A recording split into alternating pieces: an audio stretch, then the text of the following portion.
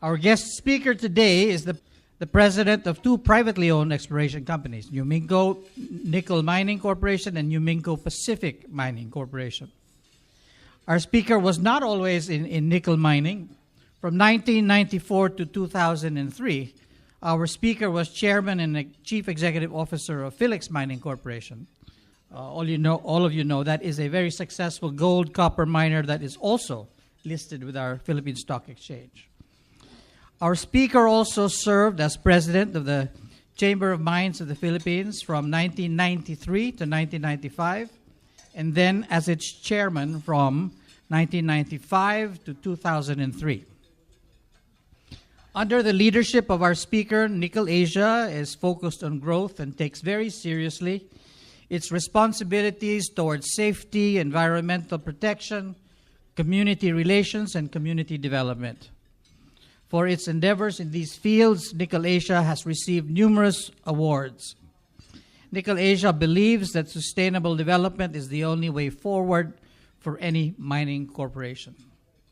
And it exerts significant efforts to operate under all of these principles. Nickel Asia is committed to responsible mining and runs every facet of its operations under world-class standards. Our speaker's topic is a burning one, and I'm sure it is what has drawn a record-breaking audience of 250 attendees here today. His topic is the Philippine mining industry's rebuttal to the Save the Palawan movement. Ladies and gentlemen, the past president and CEO of Philex Mining, the past chairman of the Chamber of Mines of the Philippines, and the current president and CEO of Nickel Asia, the largest nickel mining company in the Philippines today, Gerard H. Brimo. Thank you very much, Leo. First of all, I'd like to extend my appreciation to the Philippine Mining Luncheon for plugging the Nickel Asia shares.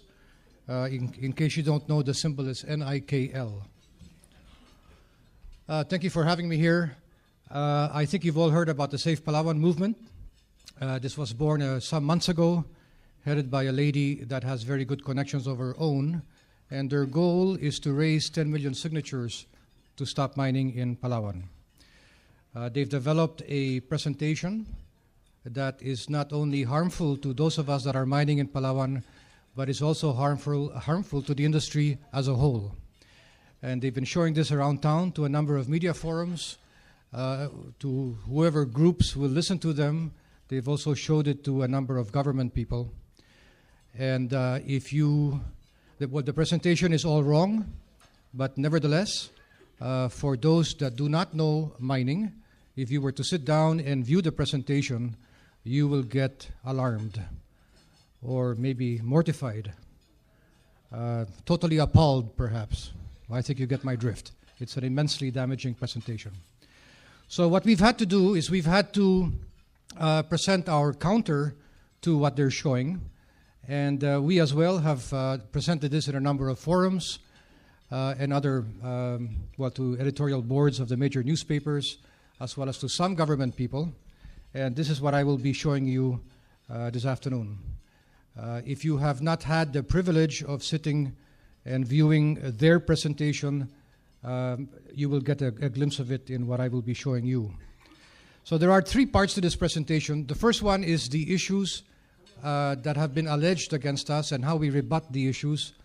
The second part is an example of large-scale metallic mining in Palawan, which is the example of Rio Tuba nickel, the largest and oldest lateritic nickel mine in Palawan under Nickel Asia. And the third part, at the request of Kevin, we've put a slide that talks about the more burning issues surrounding the mining industry today, and Art Tessini of the Chamber of Mines will discuss that. So we'll start, and I will go quickly because this is a bit long. We will look at initially at the issues. Let me just change this a bit. And on the top of the list is the issue that created all this, and that is the assassination of Jerry Ortega. I don't know if you know about this. Jerry Ortega is a well-known personality in Palawan. He is a broadcaster. He's an environmentalist. He is anti-mining, but he also advocated very strongly against other issues, principally corruption and the misuse of the Shell Malampaya royalties.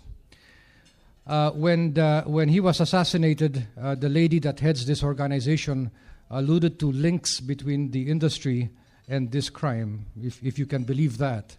And the allegations were so strong that the Chamber of Mines felt obliged to come out with a one-page ad in the newspapers to deny any links to this. Eventually, the wife of Jerry Ortega filed criminal charges against the former Palawan governor. And so very clearly the issue that led to this assassination has to do with corruption. And since then, the Safe Palawan movement does not mention this anymore. But they've started out with a big mistake against the industry.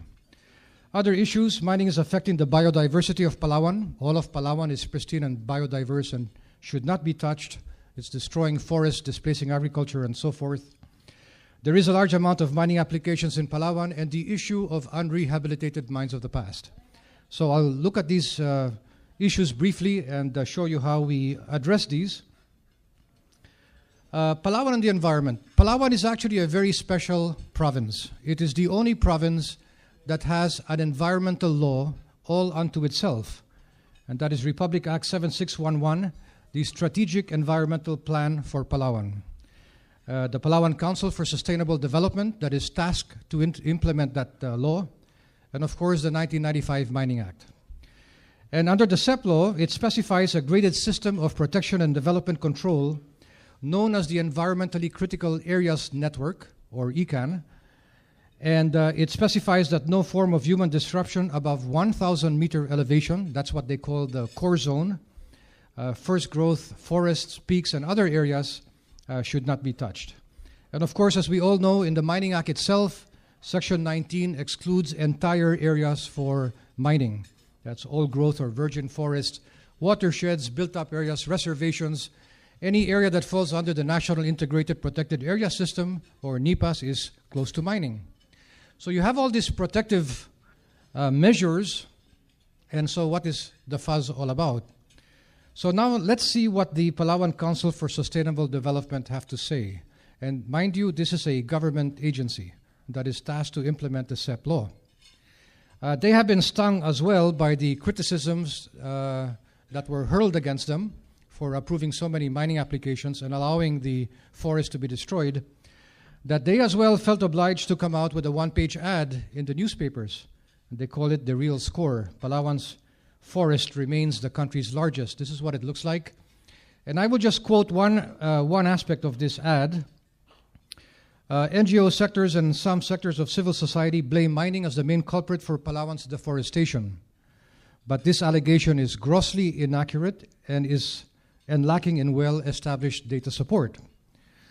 For instance, PCSD scientific findings directly relate actual loss of the standing trees in Palawan, not primarily due to mining, but to continuing harvest of timber for domestic consumption, forest land use conversion for agricultural development, and continuous establishment of human settlements.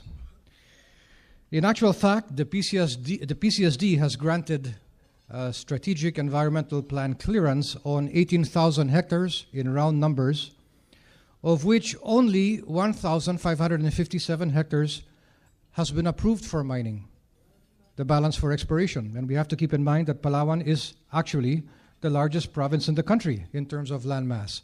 It has 1.46 million hectares. So what has been approved for mining is a minuscule part of the province. And to prove PCSD's point, these are two slides that were taken from the Safe Palawan movement, and they show this in their presentation. This is in the center of the island. The first one on the left was taken in 1978, and what they want you to see here is the very large green area that extends from the west to the east of the province. Although a lot of that has been logged out years ago. Nevertheless, it looks green on this picture. And then on the right is the same picture, but taken in 2007. And you'll see the encroachment into the central part, the green area. But the question that must be asked is, where is mining here? Has mining actually caused this? And the answer is no. There's only 2 large-scale mines that are here, and I cannot point, or can I? Oh, no, sorry. Can I point? Okay. Berong nickel is somewhere here.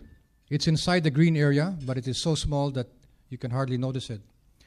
And the only one is this part here that is now called City Nickel, which is actually started as a small-scale mining operation, not large-scale. It's large-scale today, but it actually started at small scale. So the enroachment that you see here and all throughout is not due to mining, and it's precisely what the PCSD says. It's the pressure on the need for more land because of the increasing population. In actual fact, one cannot say that Palawan is all biodiverse. And what we show here is the vegetation in Rio Tuba on the left in the 1970s. This is the mining area. And typical of areas with lateritic soil, it's mostly shrubs, stunted trees. Some of the hardwood beside the deposit was logged out years before the mining company went there. And on the right is the vegetation in Berong nickel. This is considered tertiary grown because whatever primary forest was there many years ago was logged out. Secondary growth was burnt. There was a pretty large fire. This is all documented, by the way. And so what you see is tertiary growth. And again, because of the lateritic nature of the soil, these are all stunted trees. Certainly not a biodiverse area. So who is mining in Palawan anyway that is causing all this fuss? Well, there's only 3 large-scale metallic mines in Palawan. That's all there is. And mining lateritic nickel. There is Rio Tuba on the south, and there's also the Coral Bay processing plant beside Rio Tuba, the country's first HPAL plant. City Nickel further on the center of the island, and Berong on the west side. That's all there is. So what these groups don't do is they don't distinguish between the heavily regulated large-scale sector and the largely unregulated small-scale sector, as well as illegal mining that takes place all around the country, probably in some parts of Palawan too. There's no effort by them to distinguish one against the other. And to make that point, if you listen to their presentation, they show slide after slide of Sibuyan Island. Sibuyan Island is beside Romblon, admittedly a very beautiful island. And they show this. On the left-hand side is what they call a tailings pond that is full of mercury. And on the right-hand side is an example of gold mining. These are examples of illegal mining that should not be taking place in Sibuyan or Palawan or anywhere else in this country. But it does. It does take place. It's a social and environmental problem, but it is largely irrelevant to the issue of mining in Palawan. And yet they show slide after slide of this. Palawan and mining applications. Well, if there's one thing that they're correct, there are a lot of mining applications in Palawan, but even this has been badly misinterpreted. And what they show in their presentation is this slide here, the claims map, and they color-code it to make it more apparent.